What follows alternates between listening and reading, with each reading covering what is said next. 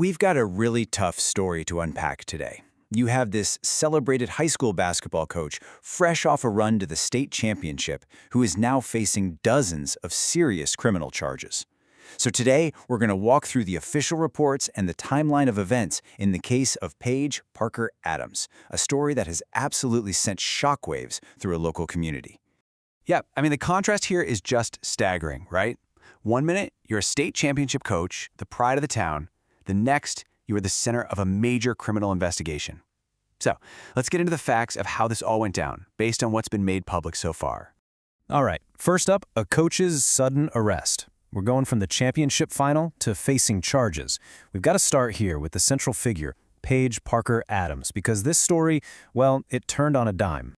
Okay, just look at this. On one hand, she led the Cold Springs High School team all the way to the Class 2A state championship game. That was just this past March. And on the other, she's now facing 32 sex crime charges, all involving alleged contact with a student. We're talking about a matter of weeks here. It's just an incredibly fast and very public fall from a position of real community leadership. So, let's get into the specifics. What exactly are these allegations? We're going to break down the 32 formal charges that have been filed against her. Yeah, that number 32, it really stands out, doesn't it? This isn't just one or two accusations. We're talking about a comprehensive list of charges, which really points to just how serious and potentially wide-ranging this investigation actually is. And when you dig into those 32 counts, they fall into three main buckets.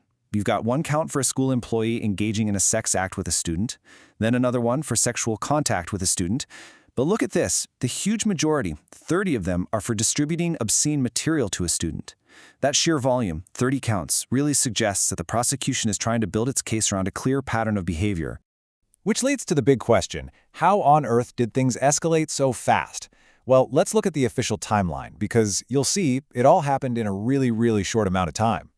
This is just unbelievably rapid. In early March, she's coaching for a state title. By March 25th, boom, she abruptly resigns at a special board meeting. Right after that, the Coleman County Sheriff's Office kicks off its investigation, and that all culminates in her arrest just this past Tuesday. It's an absolute whirlwind.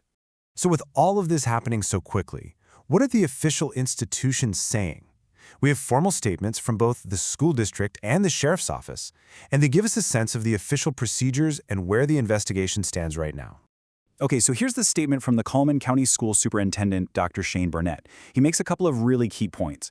He says, quote, "This is the first formal complaint I have received regarding this employee, and that, as soon as the concern came forward, an investigation was immediately initiated." He ends by saying their sole focus is protecting students, which is clearly an attempt to reassure the community that protocol was followed.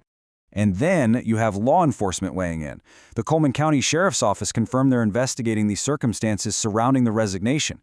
Now, this is huge because it marks the official moment this goes from an internal school issue to a criminal one.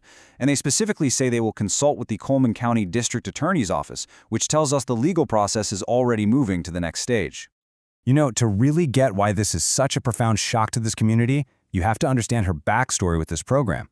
Paige Parker Adams wasn't just some coach they hired. She was a hometown hero, a former star player for the team who won 2 state titles back in '08 and '09. She came back as an assistant, and then she took over for a legendary coach. This isn't just a job for her, it's her whole history, and that's exactly why these allegations are hitting so incredibly hard. And that's where things stand today. The charges are filed, the officials have made their statements, the legal wheels are turning. But for the school district and for the entire community, this leaves so many difficult questions. And for the justice system, well, the slow process of figuring out what happens next has only just begun.